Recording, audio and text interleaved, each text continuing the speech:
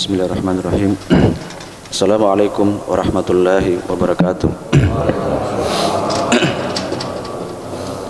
Innal hamdalillah nahmaduhu wa nasta'inuhu wa nastaghfiruh wa na'udzu billahi min shururi anfusina wa min sayyiati a'malina.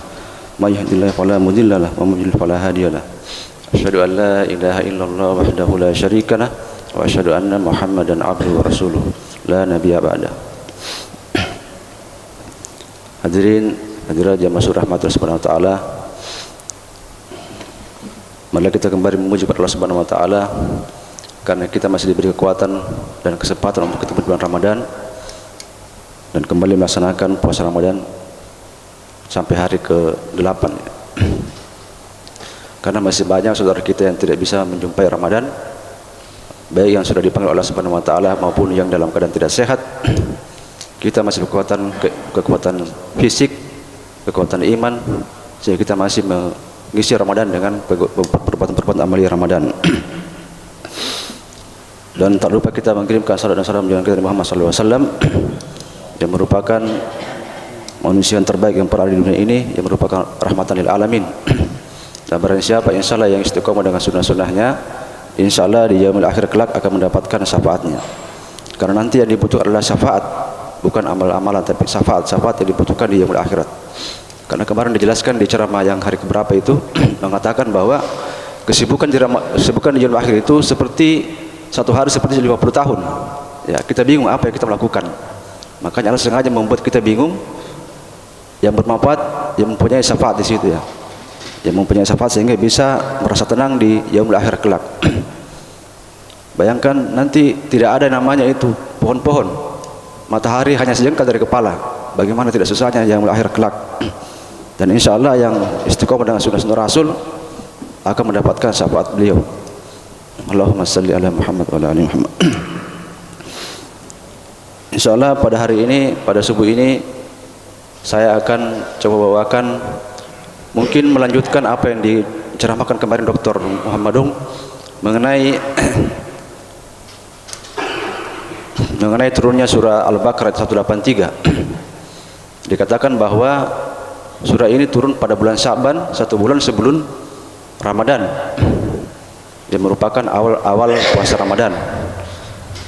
Ada beberapa ulama yang mengatakan, terutama Al-Qurtubi, dia dari kitab Imam Bukhari, dia diriwayatkan oleh Muaz bin Jabal, mengatakan bahwa ini adalah tahap-tahap awal di Ramadan.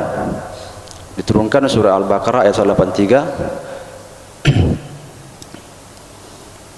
Ya ayyuhallazina amanu kutiba alaikumus syiyam kama kutiba alal ladzina min qablikum la'allakum tattaqun.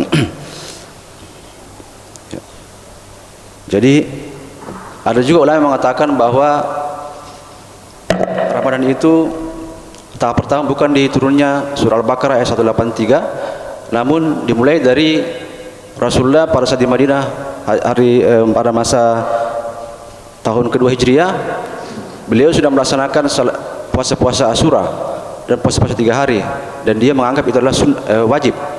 Ya, jadi sebelum Ramadan ada puasa-puasa Rasulullah biasa kerjakan, yaitu puasa Asyura, yaitu puasa yang biasa dilakukan pada 10 Muharram. Ya, itu dianggap dulu Rasulullah sebagai wajib. Ya, bahkan sebelumnya 3 hari setiap bulan beliau melaksanakan puasa-puasa 3 hari setiap bulan. Ya, itu sering dilakukan. Dan kalau sering dilakukan itu bisa dianggap kewajiban.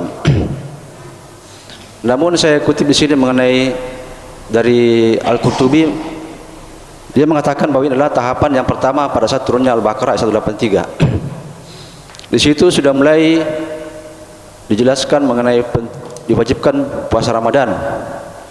Namun puasa-puasa Ramadan sahabat yang lalu itu tidak sama dengan kita. Mereka berpuasa tidak ada sahurnya, ya, tidak punya sahur, langsung buka dan tidak ada sahurnya. Mereka metodenya begini. Dulu waktunya itu kalau buka kan setelah maghrib, ya. Setelah maghrib sampai isya itu waktu makan, ya. Waktu makan, dan barang siapa yang tidur setelah itu maka tidak boleh lagi makan. Jadi sahabat dulu kalau sudah tidur setelah salat isya tidak boleh lagi makan, dianggap sudah sahur. Beda dengan kita. Kalau kita kan sekarang nanti jam imsak baru tidak bisa makan ya, sampai terbit fajar. Jadi ini tahapan yang kedua. Jadi belum ada yang makan sahur dulu. Jadi belum ada, masih setelah salat maghrib langsung buka, dan setelah salat isya biasanya mereka tidur. Kalau kita kan sekarang ada televisi, ada HP, kita bisa main HP. Kalau dulu tidak ada hiburan, hanya bisa mengaji, membaca Al-Quran, setelah itu tidur, tidak ada kesibukan lain. Makanya dulu tidak ada namanya makan sahur, hanya buka puasa. Ya, inilah yang dianggap tahapan yang kedua.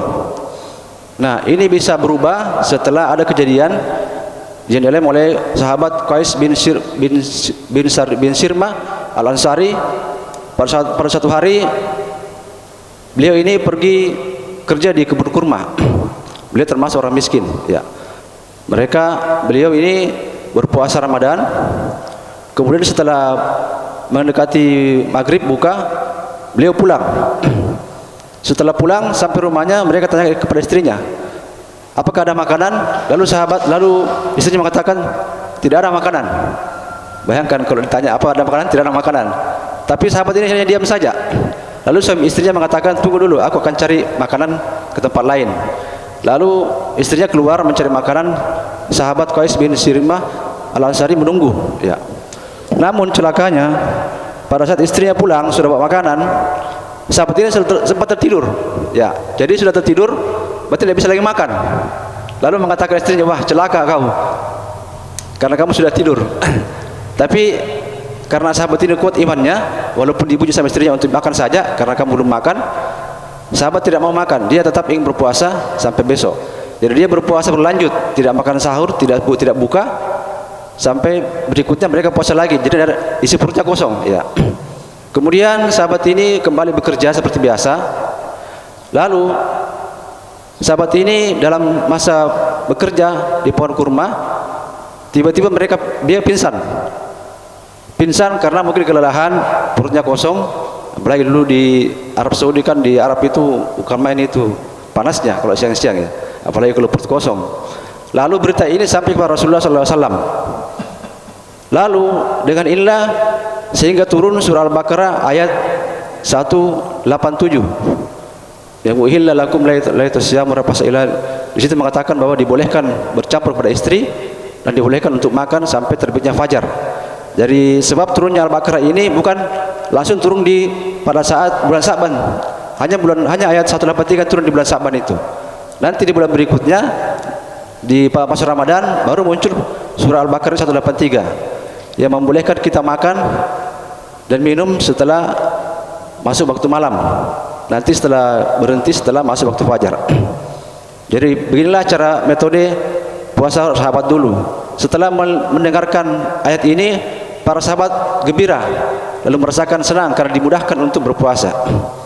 Jadi mestinya kita harus bersyukur karena kita ini puasa masuk pada tahap ketiga, tahap yang sempurna. Kita tidak perlu lagi tidak perlu lagi bangun, tidak bisa lagi makan. Kalau sekarang kan bangun kita langsung makan sahur. Bahkan yang pengantin baru mungkin kewalahan itu karena tidak bisa lagi berhubungan kalau malam, apalagi sudah tidur.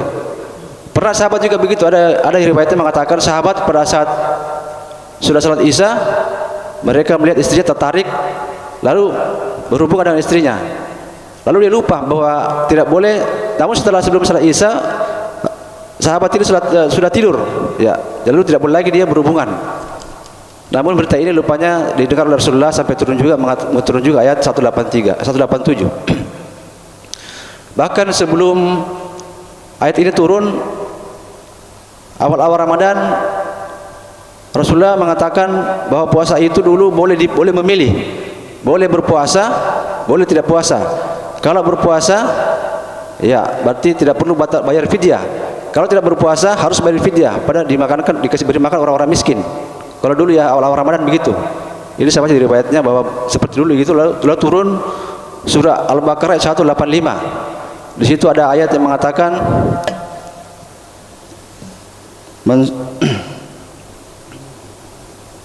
Faman syahida minkum syahra falyasum. Barang siapa di antara kamu hadir di negeri tempat tinggalnya, maksudnya di tempatnya di bulan itu pada bulan Ramadan, maka hendaklah dia berpuasa pada bulan itu.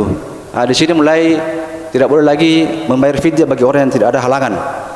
Jadi di situ dulu boleh tidak berpuasa tapi dengan membayar fidyah, memberi makan orang miskin 1 orang. Namun setelah turun ayat ini, lalu tidak boleh lagi pilihan tidak berpuasa dengan membayar fidyah, tapi kecuali orang-orang yang berhalangan. Ada dijelaskan ayat berikutnya, yaitu orang-orang yang sakit, orang yang perjalanan, dan orang-orang yang menyusui dan lain sebagainya, yang berat melaksanakan puasa. Jadi inilah sebenarnya kita bisa melihat bagaimana sahabat sebelum begitu susahnya untuk melaksanakan Ramadan, karena diberikan kemudahan Allah Subhanahu wa taala, sehingga diberikan kemudahan turun ayat 187. Sebenarnya kita harus berterima kasih kepada Qais bin Sirmah. Seandainya ayat ini tidak kejadian ini tidak terjadi, lalu sahabat ini tidak melapor kepada sahabat para Rasulullah, maka tidak akan turun mungkin ayat ini. Maka kita akan tidak makan sahur lagi, tapi buka saja, buka sekalian sahur. Jadi kita sebenarnya harus berterima kasih pada sahabat, karena kita diberikan diturunkan karena diturunkan ayat untuk memudahkan puasa Ramadan kita. Oleh karena itu, marilah kita kembali bersyukur kepada Allah Subhanahu wa taala, karena ini suatu rahmat bagi kita, karena diberikan Ramadan dengan mudah, ya. Bahkan bukan dengan dimudahkan berpuasa, tapi diberikan juga ganjaran-ganjaran yang luar biasa. Berpuasa pahalanya sangat luar biasa, ya. Kemudian setiap napas dianggap satu pahala, tidur dianggap juga satu pahala. Ada juga orang jahil biasa menganggap tidur itu pahala, kerja itu pahala. Dia mengatakan kalau tidur tempat kerja jauh pahalanya besar. Jadi sambil kerja sambil tidur, jadi pahalanya kita besar. Ini katanya orang-orang yang biasa bercerita ya. Jadi sebenarnya manfaatkan Ramadan ini dengan maksimal mungkin, dengan mengisi dengan amal-amal jariyah. Bahkan yang kita kejar sebenarnya ini hanya Lailatul Qadar. Bagaimana di malam itu kita bisa dianggap sebagai orang yang mendapatkan pahala yang 1000 bulan, ya.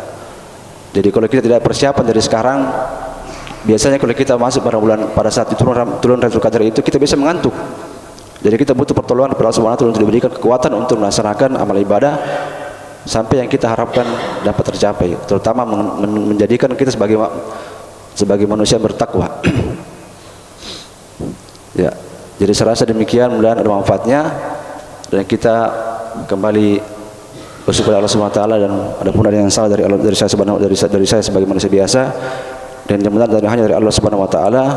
Itu dengan doa kafaratul majelis. Subhana bihamdik asyhadu an la ilaha illa anta astaghfiruka wa atubu ilaik. Subhana rabbika rabbil izzati amma yasifun wa salamun alal mursalin alhamdulillahi rabbil alamin. Assalamualaikum warahmatullahi wabarakatuh.